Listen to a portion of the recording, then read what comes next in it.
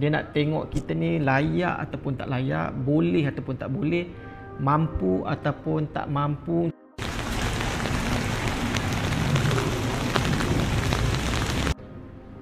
Assalamualaikum, Allahumma salli ala sayyidina Muhammad. Okey, hari ni kita nak buat cek kelayakan loan untuk beli rumah. Okey, biasanya sebab kita nak beli rumah ni, biasanya kita akan buat pinjaman dengan pihak ketiga. Jadi pihak ketiga yang menawarkan pembiayaan rumah kita, of course dia nak tengok kita ni layak ataupun tak layak, boleh ataupun tak boleh, mampu ataupun tak mampu untuk membayar bulanan rumah kita. Semua orang tahu bulanan rumah pembiayaan perumahan ni mengambil masa yang lama. Dia bukan macam sekejap. Okay, up to 35 years kan. So jadi hari ini saya nak kongsikan sedikit berkenaan dengan cek kelayakan loan. Jom. Okay, ini contoh dia. Okay. Selepas KWSP, SOCSO dan IES lah. Okay. Dan kedua kita kena tahu kita punya komitmen dengan bank. Sebab benda ni kalau kita tak tahu dua ni, memang sukarlah kita nak tahu kita ni layak ataupun tak layak. Okay, so anda kata sekarang ni gaji kita ialah RM3,450. Okay. Dan kita punya komitmen, kita cakaplah dalam 780 lah. Okay, 780. Okay.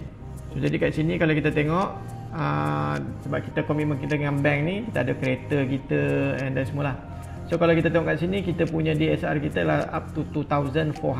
Okay. So kalau kat sini kita tengok baki sekarang kita ada 1,663. So rumah yang kita layak memohon lebih kurang dalam 327,000. So jadi kita boleh ni lah, dijangkakan mortgage kita bayar rumah ni lebih kurang dalam 1,568. Okay, ni jangkaan kenaikan gaji kita. Okay, kalau kita beli rumah ni pada tahun ni, pada sekarang ni, selepas 5 tahun rumah ni akan jadi 398. Lepas 10 tahun insya-Allah rumah ni akan jadi 485.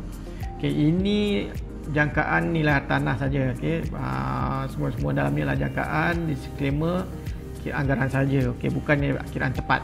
Okay, so jadi kalau kita tengok sini, kalau kita andai kata kita tak beli tahun ni, selepas 5 tahun rumah yang sama akan berharga 398.